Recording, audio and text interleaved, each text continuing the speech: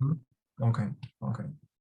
Um, yeah, so welcome. This is our interview series in Study Buddy, and this is our first kind of very special interview with Angad Srivastava, who is a UX game designer at Ubisoft and Yale NUS alumni. So in this interview, we'll talk about the psychology and its importance in game development and how UX game designers utilize psychological concepts to create immersive gameplay. And yeah, so let me first of all introduce myself and the project Study Buddy. My name is Verbek Ibragimov. I'm one of the co-founders of Study Buddy, and Study Buddy is a non-profit organization for students to connect together and study together. And so far we developed 6 free study programs with over 150 students from 8 different countries, like as far as Ukraine and Ethiopia. And our main vision is to educate as many people as possible for free. So, and this interview is special because we provide the opportunity for our students to get the industry insights from professionals. And yeah, so I decided to choose game development and psychology mainly because I'm myself interested in this topic. And there were a lot of students who were also interested in learning more about the game development and how we can learn psychology, game development, and this interdisciplinary nature of technology to create, meaningful human experiences. So yeah, that's all about myself. And Angad, can you please a little bit introduce yourself? Sure. Hi, thanks for having me. I'm Angad. Thank you, Diabek, for organizing this. I would love to have done this in person in Uzbekistan. Someday I would love to visit your country. We had some Turkic students in Yale NUS, and I remember this time we had a really good Uzbek plov together. They made some plov for us. So I would love to visit your country someday, and I'm glad to connect with all of you. I'm from India. I grew up there. I came to Yale NUS for studying. Back in the day, I was considering between a industrial design degree in the US versus liberal arts in Singapore. And it was a really difficult decision to make, but at the end, I chose to come to liberal arts. I didn't know what my major was. I didn't know what I wanted to do. But some of the things I came in knowing were that design, and not just graphic design, but things like the doors in the buildings that we use. Like sometimes, I'm sure you've noticed that some doors are really annoyingly designed, like you try to pull them, but sometimes it's pushing. Things like that are stuff that I used to pay a lot of attention to. So I came to college, I decided to take some neuroscience classes. I realized that neuroscience and biology is really dull personally to me. I think it's very detail oriented in a way that I didn't care about. But then I discovered psychology, which is sort of the resulting stuff that comes from studying the brain, like what's downstream a few steps of that. And that was really interesting to me. And over time, I think in the year 3 of my college, I found an internship, which was basically a UX research internship, which sort of connected my old high school passion for graphic design with what I was studying in psychology and with doing research. And eventually that brought me over to games and applying for a job at Ubisoft Singapore, which is where I'm working right now. And I've been working for about a year and a half. I think that's a fairly decent intro to start with. Yeah, that's very nice. Personally, I'm interested in artificial intelligence and also psychology, and I utilize psychological principles to develop kind of artificial intelligence programs. I'm not that experienced right now. I hope to study it more in the future. So yeah, and more about the game development. So as far as I know, like you came to game development like by chance, right? As you said, you didn't know what to study in college. And yeah, my question is, how do you feel, like, how could you use your psychological, insights and the kind of stuff that you studied and read in college about psychology in game development? How did you use these insights as a UX designer to design video games? Thanks. That's a good question. I think working in games definitely felt like a little bit of a happy accident, in the sense that if you had asked me during college whether I knew I would work in game design, I would probably have said, I don't know, maybe that could be cool. I used to play a lot of Assassin's Creed growing up in middle school and during that time. So that's where my fondness for Ubisoft and Ubisoft games came from. So when I was job hunting close to the end of college, and I saw a position open up, and I saw design related role that seemed really interesting to me, and I applied. Now, it's definitely a connection that most people don't make immediately. When I talk to some people and when I'm introducing myself, when I meet somebody at a party or when I meet somebody in any other context, they'll ask me what I majored in, and then I tell them that I'm doing UX design as a psychology person. And some people make the connection, but most of the time people are confused. They're like, wait a second, psychology and design, like, how does that go along together? But I think the moment you think about it for more than a minute, and this is normally how I introduce them to it, is that anything that is designed for people to use and for people to interact with and people to engage with. And so unless you understand how people think and you pay care and attention to how people think, you can't really design things that are good for them. And in certain scenarios, bad for them. I mean, there are certain apps and there are certain experiences that are very much designed to keep people reined in. Like, for example, casinos, or even apps that are popular right now, like TikTok. These are things where design and psychology are harnessed, and dark patterns are harnessed in a way that keep the person going. But for me, I think doing UX design in the games industry is a really important position, because I represent the players. I am one of the people in the organization and in the company. And this is true. This is not just, I'm not speaking about Ubisoft. I'm just speaking about the games industry in general. Anyone who works in UX is representing how players will think and feel and interact with the game. And even before getting to the game, how they'll interact with the menu. What happens when you go to the physical store and buy a disc of the game, or even if you go to the online store and buy a digital copy of the game, how does the experience begin there? Then you go on to installing the game, then you go on to launching the game, then you go on to navigating the menus. Maybe there are players who have visual disabilities. Maybe there are players who have other requirements like colorblind friendly interfaces.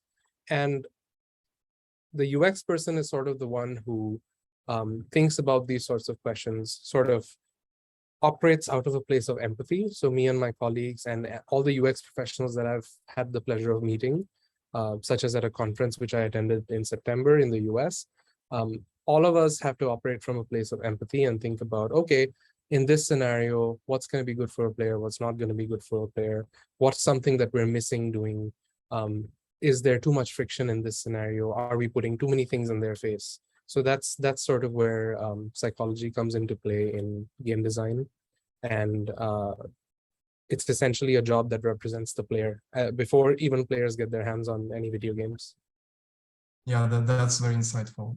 Yeah, and also, like, I had a chance to develop some video games, and I participated in some hackathons. So the people, organizers, they really put attention to the way I develop this, really small details and how people interact, especially the starting menu, the starting kind of the screen that users see, so that you not only capture their attention, but also it will feel, kind of native to navigate in this video game. And oftentimes it's very, although it seems easy to do, but actually it's something that's very hard.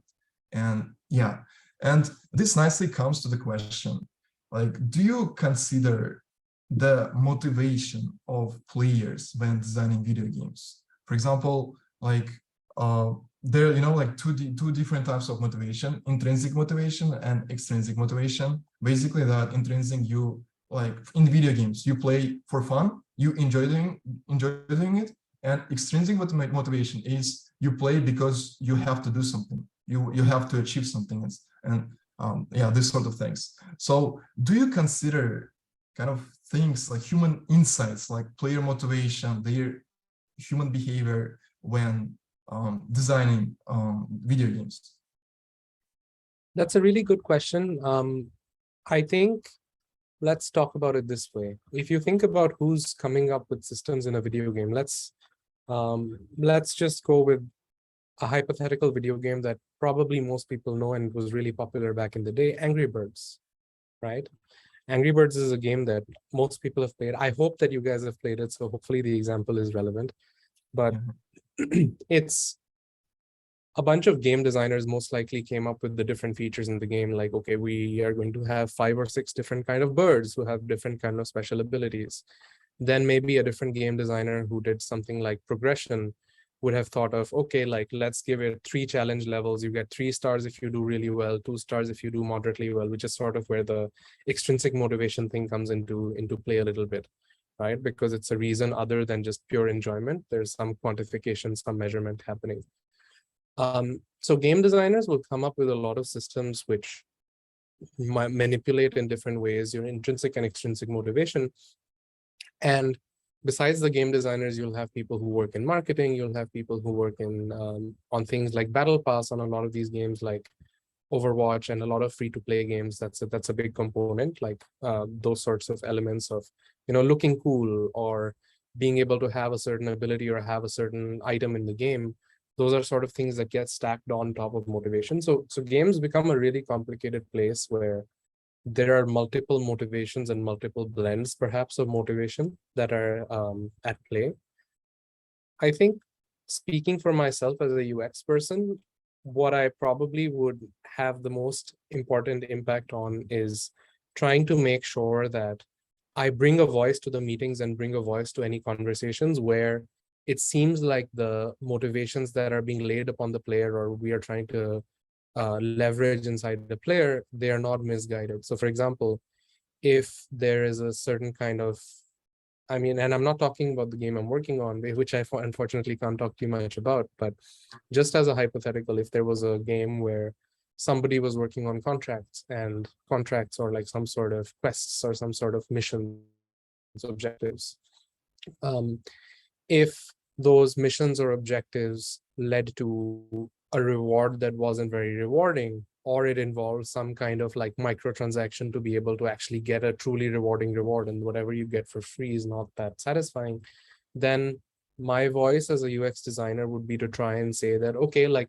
in the overarching sort of space of how this game is built and how all these other systems work, maybe we should reconsider and make it a little bit more faithful to the player.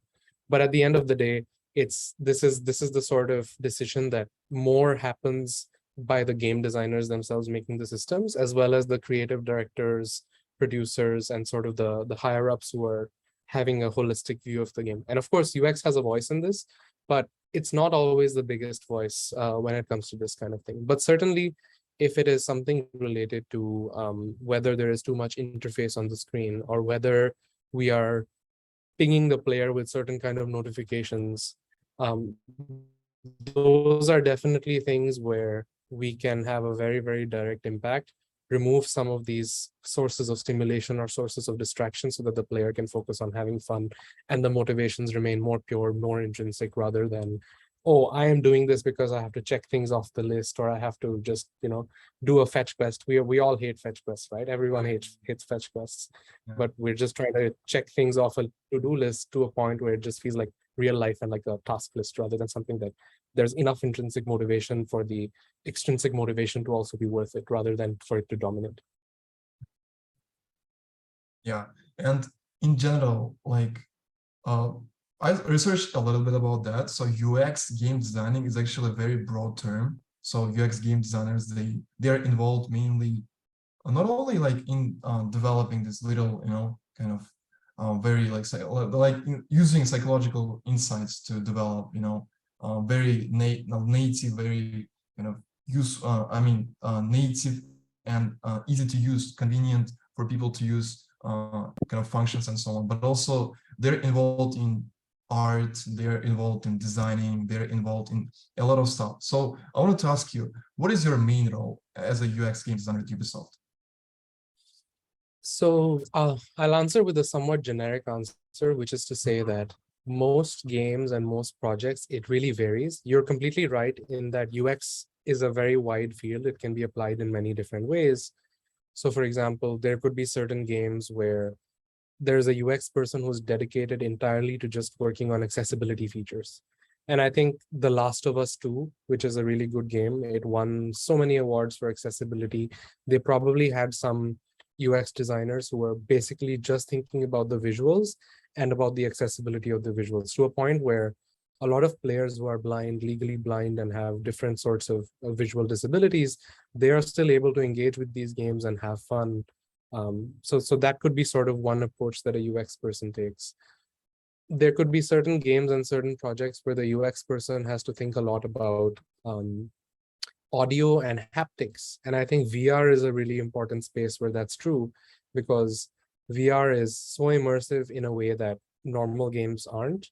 And motion sickness and problems like that, learning how to interact when you're actually not getting any sensory input, even though your eyes are seeing things, like maybe you see fire in the game, but you obviously can't feel that fire yet in real life. Those are perhaps a different sort of consideration. Speaking for myself, my focus is more on the visual. My focus is more on interfaces and how the experience of interfaces goes. But it's definitely a very broad field. And I think it's a misunderstood field in that a lot of people think UX is just about the experience of UI, which is to say the experience of the user interface or the visual interface. But it's so much more than that. And I hope that as time goes on, people recognize that it's a bigger thing. Yeah. I'm also considering doing UX designing because I'm myself very interested in art, specifically pixel art for now, and I develop video games in pixel. So like about this topic, I wanted to ask, in your opinion, what do you think these different styles of game design, like pixel art, voxel, this 3D game design, how they, what kind of, not atmosphere, but what kind of feeling, this experience they give to players? For example, in pixel art, it reminds me of times of Mario, and it's more of, for example, I envision developing an action adventure video game, like multiplayer video game, in pixel art, mainly because like in small heroes, and they have a lot of kind of adventures to go, and I really love this game to be in a art of pixel in pixel art. So yeah, in your opinion, what do you think like different game like art designs convey? What kind of feelings they give to players? Well, first of all, I think video games really are magical. They can really, truly be magical in the sense that I think it is, among every entertainment medium, I think it is the most versatile and most deeply affecting medium that can give you such lifelong, lasting memories and feelings that are just so powerful. And it's a mixture of, as you said, art styles, but also the fact that the camera is digital, like it doesn't have the constraints of the real world camera. So for example, maybe you have a pixel game, which is a side scroller, but I think that there's a Mario game or something a few years ago where it seemed like it was 2D side scrolling pixel art, but you can actually go into the third dimension. The camera can pivot around. So you can get along barriers in the third dimension, then you can go back to the second dimension. So like there really is no limit to what can happen. And in fact, I'll push that even further by saying that one of my favorite game genres is text-based games, which is like games from the 70s and the 80s. Yeah. I think Zorn is one of the original ones, which literally just starts with a dark screen and on your computer, and the lines something like, you are in the middle of a green field, to the left of you there is a big house, and then you have to type stuff into the keyboard to interact with it and explore this world. And so I think there are so many things that can be leveraged. Probably, I think games could do better in terms of exploring psychology and like having game designers actually think about it more deeply. But there are some really cool games, maybe you've heard of them. One of them that really comes to mind is Hellblade Senua's, the first Hellblade game, which is super interesting because it's an exploration of psychosis. It was designed with mental health professionals as consultants for the game. It's an immersive, really, really cool experience. And one of the things that happens in that game is you're encouraged to play it with headphones, and you actually hear the voices in your character's head. Essentially, as this character is undergoing psychosis, you hear them whispering sometimes warnings, sometimes suggestions, sometimes different things. And I think it really transports you in a way and helps you find empathy and understanding with all the different ways in which people think and experience life, which is why it's so important to have accessible games. It's so important to have diverse games. And it's so important to enable as many people as possible to make games, to tell these stories, so that we have hopefully greater human understanding and better empathy. I hope that answers that. Maybe it was a little bit of a tangent, but I hope that still addresses some of what you were hoping for. Yeah, for sure. Yeah. And talking about mental health, I'm very interested, how, as a UX designer, did you have a chance to kind of design games that are both enjoyable, immersive, but also kind of supportive of players' well-being? That's a good question. I think I personally haven't had a chance to, but I've definitely played games that have. And I have some colleagues who've done really, really incredible work. I have this colleague in the UK, their name's Chloe, and they worked on games designed for autistic children, for instance.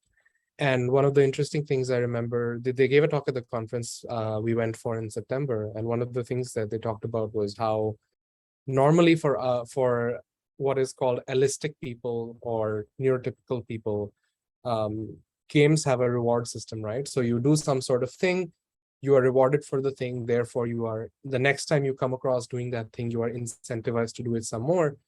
So for example, for autistic people, sometimes that reward relationship is actually flipped. They do better at certain things if the reward is given first, perhaps. And of course, I'm by no means an expert on this. I'm just paraphrasing what I remember, but giving that reward first and then actually having that difficult or challenging task to be done after, that seems so counterintuitive. But there's a space for games to be designed like that, to help not just these autistic players have fun and be able to develop in different ways, but also for anyone else to better understand this kind of thing.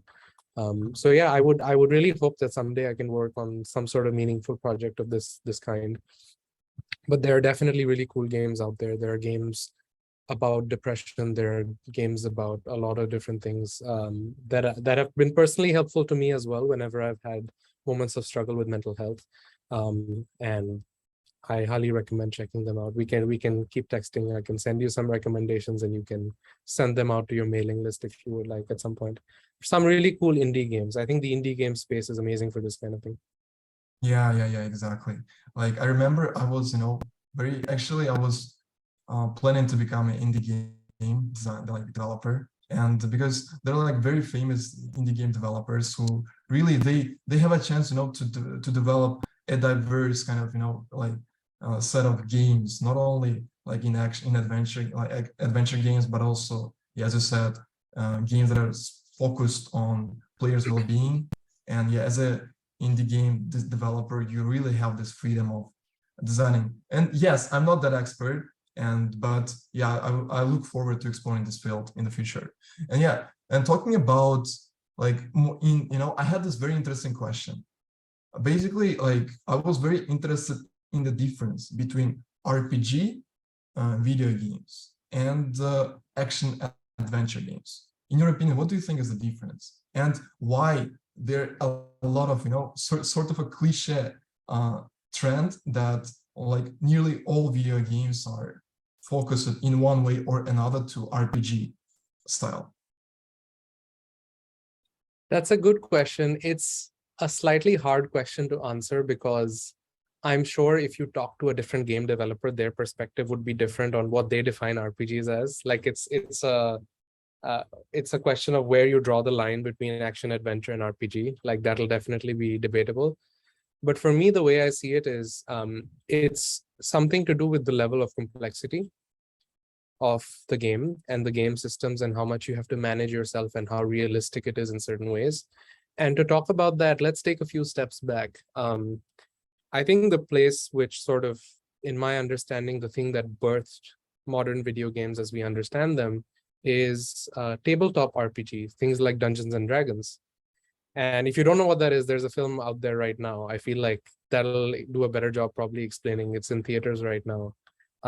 It'll do a better job of explaining what it is, but it's essentially this really popular game format for so many years now. Very, very popular in the 1980s in America. If you watch Stranger Things, you'll know that all the characters play D&D throughout their first season, and that's sort of the underlying theme. But it's the original, in my mind, that's the original video game. It's a video game that all the players who are playing create in their heads, because you have sort of someone who is controlling the game, the dungeon master or the game master, who's controlling what's happening. They have a little bit of a book, maybe they've written it themselves, maybe they bought a guide, and you're essentially trying to complete some sort of epic quest by acting out what your character would do in real life. And sort of that's, I think, where all the systems develop, where you had things like you had to worry about your health, you had to worry about your character's progression and how they level up as they go through these different experiences. If they live through a battle, maybe they gain some experience in some way, but they're also left with other traumas in other ways, which sort of diminish their abilities in other different sort of forms. And I think that's what turned into RPG games, where you have to manage your inventory, you have to think about how much weight your character is carrying, that sort of stuff. And I think action adventure games are good in that they sort of step away from that a little bit. Like if I think of an action adventure game off the top of my head, I'd probably think of something like Uncharted, which is basically like an Indiana Jones, but as a video game sort of situation, where you don't really have to worry about being too concerned about how much weight is on your horse, how much weight is on your backpack, do you have enough supplies. But on the other hand, you have a classic sort of RPG like The Witcher, which is based on Polish book series and based on global world mythology. And there you have even like things like, oh, can I actually afford to carry this reward? Do I have enough space in my backpack? Will I be more vulnerable to attack? So I think that's what it's like, the difference between the level of complexity. And of course, both genres have their pros and cons. I personally like action adventure a little bit more, but definitely recommend everyone should try some of that out. And I definitely think everyone should try out tabletop RPG and playing something like Dungeons and Dragons. I think it really is life-changing. Yeah, and one of my favorite, actually mentioned, one of my favorite video games is Witcher. I'm playing it like the Witcher the third one, and I didn't really have a chance to really get into the game, but I'm still in the beginning. But it's very interesting in the sense that it's not only interesting to play, and there is a lot of different like techniques, a lot of different stuff to do, like side quests, the main quest, but also the epic story behind this Witcher. And this is something that actually Ubisoft has. So in the past I played Assassin's Creed series, and my favorite my favorite series was the Black Flag, where you were a pirate, because it was very interesting, because like it also not only included the Assassin's Creed's like basic mechanics like parkour, like doing, but also like pirating. So I also know that there is like Skulls and Bones video game of Ubisoft, and as far as I know, it's a game about like pirate simulating or something. So you're a pirate, and I'm very into these kind of games, because yeah, as a pirate you can customize your ship, you can, I don't know, like do everything you want on the sea. So this is something that's very exciting.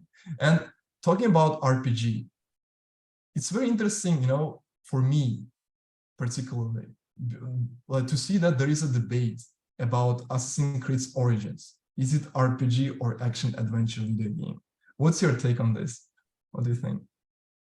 Well, I have a lot of colleagues who work on Assassin's Creed who probably have better takes than me. And I don't feel at liberty to say too much about it, but I would say that any idea or any sort of project, once it's being built by a really big group of individuals, I think it's bigger than what it just was at the start, right? So like it can take any sort of direction. There are a lot of exciting ways for it to develop and for it to be explored. So I personally welcome whatever direction franchises like this take, because I think it brings something new to the table. I think it asks new questions. I think it provides new ways to play and engage with similar content. Of course, I have personal opinions and specific opinions on each of those games because I've been such a long time Assassin's Creed fan. But in answer to your question overall, my point is that everything develops, everything brings up new ways to play. So for example, I've played Assassin's Creed mobile games, or there's these Assassin's Creed Chronicles games, which, I mean, when I was a kid and when they came out, it's sort of how the gaming community has this tendency a little bit for everyone to be a little bit of a hater. And I used to be that way as well when I was in middle school, high school. And like these Assassin's Creed Chronicles games came out, which were like 2.5D, the Russia, China, and India ones. And I was like, what is this? Like, this is not real Assassin's Creed. Like, this is not like AC2 and all of those classic games. But I very recently started replaying them. And I think that there's merit to the work that's gone in. Game development is incredibly challenging. It's really difficult work. At the end of the day, like, if a game ships, when a game ships, like that's an achievement worth recognizing in and of itself. And it's a little bit sad that the games community and gamers can sometimes be really, really brutal in their opinions about this kind of stuff, and really can be kind of demotivating, because it really takes an army to build a game. There's often not really one sort of, like, if there are mistakes, if there are things that are misperceived, like, it's the result of so many decisions across so many reasons that I think all of us could afford to be a little bit more understanding and a little bit more, extend a little bit more kindness and benefit of doubt in these situations, which is why I think I don't necessarily prefer any specific type of Assassin's Creed game, or for any other franchise as well. Whenever they take different turns and different approaches, I think that's fine. I think that's valid, and I hope that we continue to get good and interesting new stuff in different genres all the time. Yeah, I also strongly believe that, game development is actually hard because it's an interdisciplinary field. It not only, it includes like a variety of disciplines, from history to psychology to even philosophy to artificial intelligence to technology to everything. So, and I wanted to ask, what have you, like, by any chance had the opportunity to collaborate with other disciplines like history, or like people who majored in history, or people, or like programmers? Did you collaborate with them? And if yes, what was like the benefit of this collaboration? Was this beneficial, and what is the main impact of such collaboration? Thanks for that question. For sure, I think there's a lot of really talented people working in the game dev space and in Ubisoft Singapore. To some extent, it's personal sort of, it's about personal initiative as well. How much you want to get out there, how much you want to reach out and have these conversations. I personally have tried to, and I'm really glad that I did. I've spoken to people who work on the audio team and who do a lot of really cool work. Like, I think there's some YouTube documentaries and short videos about how Ubisoft Singapore audio team have gone and sampled, for example, sounds of steamboats in Australia for certain games or for certain features, because it's like that's fully artist work to sample the sounds, and it's really eye-opening to have conversations and just think about the different things people are doing. I work with programmers almost every single day, so there's definitely a lot to learn there.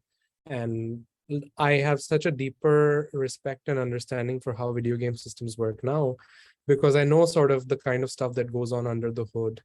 I personally have also tried to just, see how game engines and stuff work, how something like Unreal 5, that's something that is pretty much available for free.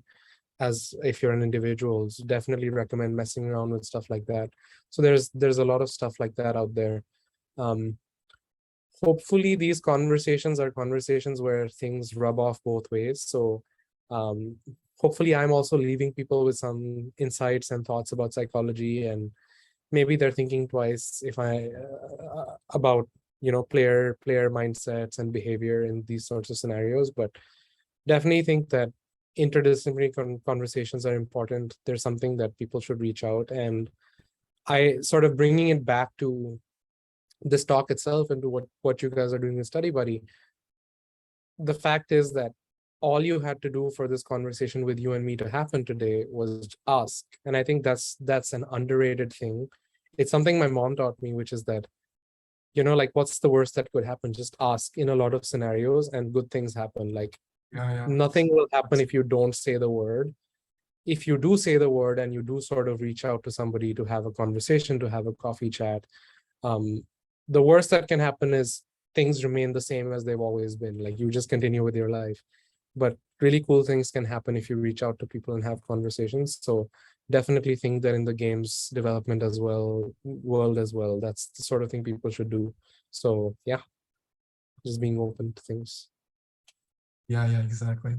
And this is something that I learned actually only this year, that if you ask people, most of the people, they're kind, and they're, they agree to spend some time to teaching you very, things that will probably be, a turning point, not only in your academic career, but also your professional career. So yeah, and probably like one of the last questions from my side, and also if you agree, like there's some people asking whether they can ask their own questions. So Yeah, that should be fine. Yeah, I'm happy to. Yes. My last question is, what advice would you give to people, to students who are interested in developing video games, or even, to people who are interested in joining, let's say, Ubisoft, or creating companies like Ubisoft? What specific advice would you give for beginners, and what path should they follow? Kind of studying psychology first, or yeah, what's your kind of opinion, advice? That's a big question. I'll start responding by saying that as someone who did psychology and is in game design, I see a lot of my colleagues, and a lot of them are people who have always for their whole lives wanted to work in game development. That's the only thing they can see themselves doing, and they're so happy to be where they are in terms of the profession. Even when the workload is challenging, or there are days when they are down, there are days when, like it happens for all of us as human experience. In that context, I still feel imposter syndrome sometimes, which is to say that I wonder whether it is legitimate for me to be there as a psychology grad, as opposed to someone who specifically studied UX or specifically went to university or like a polytechnic for game UX, because those sort of trainings exist. But this was dispelled when I had a conversation, or at least this imposter syndrome reduced a little bit when I had a conversation at some point with a real veteran of the industry, someone I knew at Ubisoft, who had been in the industry for like 30 years. And they said that they had this kind of imposter syndrome even then. And I'm like, no way, you've been in this industry, like you're like a boss in this industry. Like, you've been here for so long. How can you be feeling imposter syndrome? So I think the first piece of advice is that no matter what path you take, like imposter syndrome can hit you and be real. But I think the thing to remind yourself is, if you've made it there, you've made it for a reason. People have chosen you to be there for a reason, and you deserve to be there. So I think that's sort of one important thing to start off this conversation with.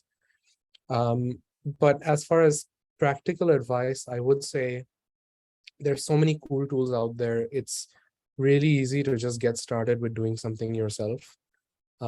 Just trying to make something. I personally can't code, but I do know that there's ways to even make games and at least basic stuff now with even a no code or a minimal code sort of approach.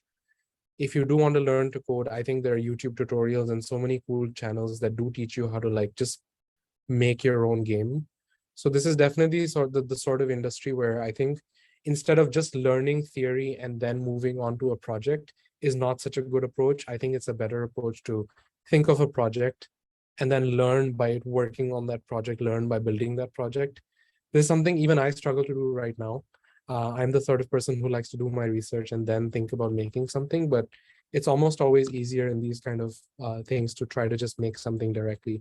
Even if it's just a text-based game, even if just making a text-based game teaches you programming logic, even if it's just a website where you're doing hyperlinks or maybe like a Notion page, like I'd be so happy to see like the first video game design entirely in Notion, for instance, where you just have like a text-based adventure through different Notion pages, or like a riddle solving sort of thing. That's a cool idea, actually. I should think about that. Maybe we can chat about that later. Maybe we Yeah, can do that's something together. But so just get started, honestly, and to figure out what sort of pedigree and sort of things you need to get on your resume to get there. LinkedIn's a really good tool. Just search for the kinds of things that you want to do. I think the main useful thing in any industry thing is to find the right job title that you need to search for. So a lot of the time you sort of know what you want to do. Like, you know that, oh, I want to, like, you start with this sort of impulse that I want to design games. Then you think a little bit more deeply about it. You're like, I really like designing challenges and puzzles. Then maybe you would be like puzzle designer, challenge designer, something. You just Google a little bit. That hopefully will bring you to eventually realizing that a lot of game companies like to use the term level designer, or a lot of them like to use quest designer as their preferred title. So having that title, I think, so that's my second piece of advice. Having the right job title to search for is really, really important. And it's a skill to Google enough until you find that job title. Because once you have that job title in your hand, you just go on LinkedIn, you find any game company, you look at the people section under that company's listing on LinkedIn. And then in that search bar, you just put in level designer and you see every single person who's a level designer who's on LinkedIn. And then you can just trace there, okay, this is what their experience is, this is what they worked on, this is how many years they went to school. Oh, maybe they didn't go to school at all. Maybe they just did some online certification themselves. And then you can sort of try to emulate that, or even, once again, going back to the previous answer, just chat with them, reach out, ask for a coffee, ask for a meal, ask for like a 15-minute conversation. And that could maybe be the starting point. So just to recap my fairly long and rambling answer, don't worry about imposter syndrome because it happens to everyone. Find the right job title, which you need to figure out how to get somewhere. And number three, do things project-based instead of trying to learn all the theory and then apply it somewhere. Learn via projects. Yeah. Yeah, these are some very, useful advices. And this is something that I should learn myself, because I myself, again, as you, I'm research focused, so I'm more into researching, and then at the end, maybe like after months of researching, actually doing the thing that is needed. And yeah, so there's some very interesting questions from our community. Probably like one of the most interesting is, what is the most what's the coolest memory that you had of working at Ubisoft? Sure. I'll respond, but one thing I'll also say is, if anyone wants to open their camera or like directly ask a question, I'm also happy to put a name and a face to the question, but I'll answer this one in any case since you brought it up. Really cool memory.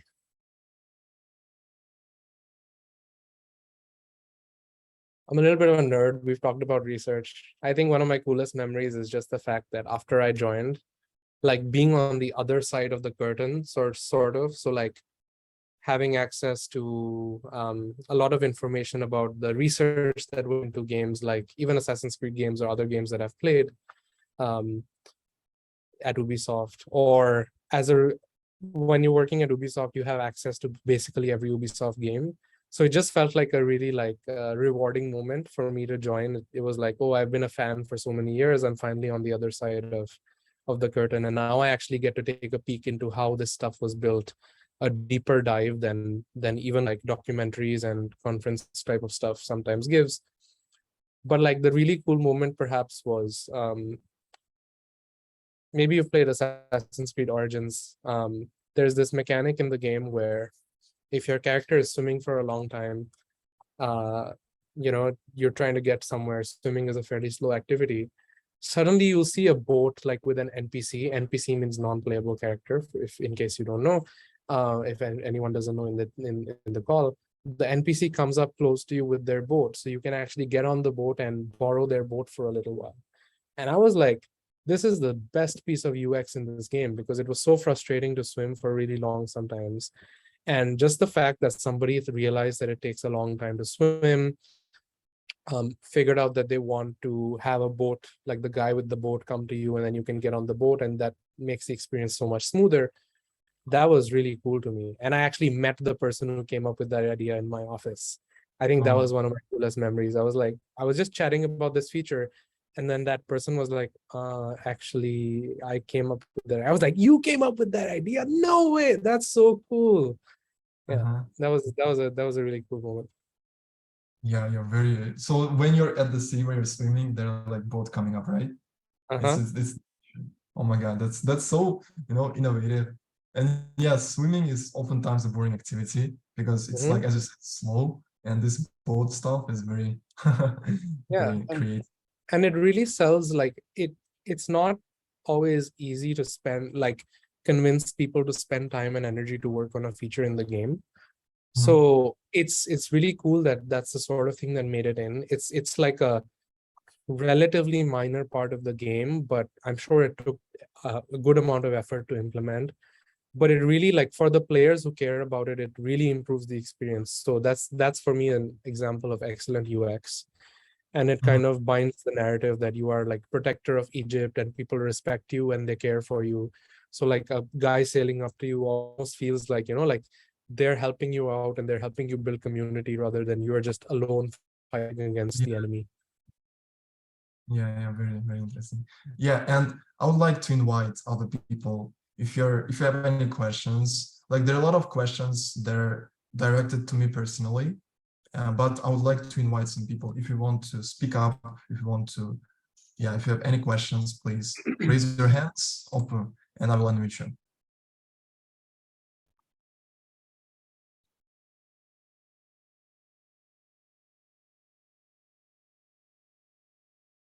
Okay, so Jawahir Ibrahimov. Okay, I'm unmuting you. So, as a game developer myself, I know that the main thing that games do is that it helps people to feel being someone else or do something that is abandoned or unreal in the real world. So, game developers come up with using their own experience in the real world. So, my question is, what do developers come up with when the mechanics are impossible to render in the real world? Thanks, Jawahir. Thanks for the question. I hope I got your name pronounced right.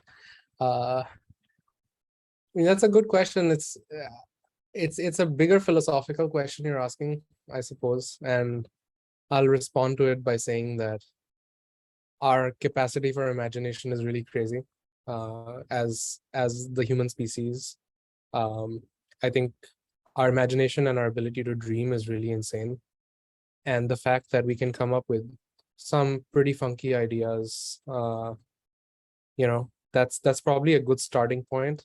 And a big part of that is something we have forgotten to do a little bit in the modern world, which is just be idle, not do anything. Like a lot of these, like, I mean, of course, I'm romanticizing a little bit, but like a lot of these Greek philosophers and artists and stuff came up with cool ideas because they would just be like sitting under a tree, vibing in a field or something, and ideas would come to you. And I'm sure you've had cool shower thoughts and like just thoughts when you're on the train or on the bus or something. So I'm sure that's a good place to start. But as for how some of the coolest things in games and in the field have come up, these are answers that I don't have as well. Like, I'm constantly surprised and amazed by the crazy things that people come up with. And I think one of the best examples of something that doesn't feel like conventional game mechanics or even a conventional game at all is Death Stranding by Hideo Kojima, if you've played it. Like, I think that man is absolutely bonkers in the most wonderful way possible, and I don't know how he does it. Hopefully that answers your question a little bit. I don't really have too much to say about it because I haven't yet been able to work on that sort of really early creative phase. But maybe someday I'll pitch something and you'll see a game with my idea. So maybe we'll even work on one together someday. Who knows? Yeah, hopefully. I'm waiting for it. We're waiting for it. Yeah, so Azamhan, here's your hand. Let me reach you. Okay. Hello. Hello, Angad. Hello. Thank you for joining this interview, for having this interview with us. I just want to ask, like, how stressful is it to work for Ubisoft? Or that company that big? And how you got in? Was it like you just texted someone asking for a job position and it happened later after that, or how was that? I'll answer the second part first. So I saw the job listing on LinkedIn for Ubisoft's, what's called Ubisoft's graduate program. That's what I'm part of, which is basically supposed to be a little bit more selective and a little bit more fast-tracked kind of career path within Ubisoft. It happens every year, and it's specifically for people who have less than 1 year of work experience. So they really want people who are fresh. Highly recommend checking the graduate program out. And after that, it was applying, writing a cover letter, 4 rounds of interviews, and then getting hired. So it wasn't quite, I wish it was as easy as just messaging someone, but luckily I did go through the steps and it worked out fine. As for stress, I think pretty much any job is stressful on some days, some weeks. I personally think that my overall work-life balance, or rather, let me phrase it this way. I think it's not so much about how much work-life balance a company has, but rather how much space a company makes for you to choose your blend of work and life. That's how I think of it in my brain.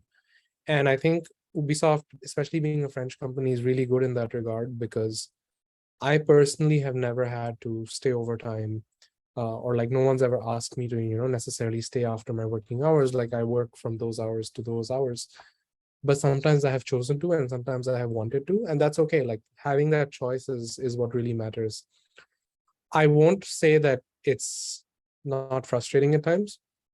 I think certain job families and certain parts of the game development industry are definitely harder. And I think this is less of an Ubisoft problem, perhaps more of a general gaming culture problem, as well as a problem of the labor laws in different countries being different. So for example, I know that the culture in a lot of European studios is perhaps better in certain ways, simply because European law protects the workers in a more robust fashion. Or in Asia, for example, in India, in the Chinese studios, in Singapore, in perhaps even certain studios in Russia. These are places perhaps where the culture of humans and people themselves is a little bit different. And even if the company culture allows for healthiness, sometimes the human tendencies and what people have learned in other companies and what they see as expectations kind of messes that up. So that's definitely all stuff to be mindful of. Yeah, game development has its shortfalls for sure, but like it does get stressful at times. There are certain, one of the important pieces of advice is, especially when it's a really big company, it's that you sort of have to know that you have to become comfortable with the fact that features and game parts will change. Even if you've come up with something which you think is really good, somewhere down the line someone might change it because of a multitude of reasons. It makes sense to change it at that point in time, and it's difficult, but you just have to get used to being okay with, as my previous boss put it, killing your darlings. You have to learn to kill your darlings, basically, and that's okay. Like every job has its pros and cons, and I personally think overall the games industry is heading in a better direction than it's been. I'm sure you've seen a lot of reports and articles of pretty much every company out there having had problems with a lack of unionization, crunches, that sort of thing. But I do think that the gaming world is headed for positive change. And personally, I think Ubisoft has generally been quite good to me. Azamhan, hopefully it answered your question. And this was a very good answer, personally. And yeah, so I guess one of the last questions, because we're a little bit running out of time, so it's 1 hour almost, is kind of, it's a biased question, but it's very interesting to know your opinion. So what is the most kind of successful game in the past 12 months? And if this is the most successful, what makes this game so different from a lot of other games? Well, different ways of answering that. I guess globally successful in some ways you can say is Elden Ring, which is a game I haven't played simply because it got the Game of the Year award and whatnot. Like you can consider that a marker of success for the game, and it's been on my list to play very soon. I'll get to it eventually. I'm not a very fast gamer, and I'm finally comfortable with that. Like I don't push myself to play things when they're not fun for me or when I'm not feeling like playing. I think that's okay. But most successful for me personally, let me answer it that way as something that's been really impactful to me. I'll say this indie game called A Short Hike was really impactful. I really enjoyed it. I think it's a very cute, very wholesome, but at the same time surprisingly deep, and like with some comments about mental health and other stuff. Recommend checking it out. Support, try out indie games, small games. Get Game Pass or something and play as many games as you can whenever time allows. Yeah, but I think some of those sorts of games have been really impactful for me. Okay. Yeah, so I guess these are all the questions that our community asked.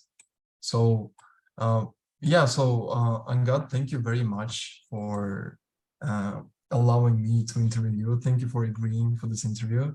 No, I thank hope you. that, Thank you for interviewing me. Thank you for your time that you shared with us, and the insights. They were very interesting, very useful, and there were a lot of advices that I actually encourage everyone here to listen to, especially those who are interested in technology, in game development, in psychology. And Angad, again, thank you very much for sharing No problem. this insights with us. Thanks And for having me. Take care of all of y'all. I'm posting my personal website, which has all my contacts in the chat. So if anyone wants to reach out and stay connected, feel free. And well, I can't I think I don't have I can't send it to everyone, but I will give you my URL later, and you can send it out if anyone wants to stay in touch. Yeah, but thanks for organizing. Thank you very much, Angad. See you soon. Talk to you soon. Yeah, have a good night, guys, and enjoy your iftar meals. Thank you very much. See ya. Bye.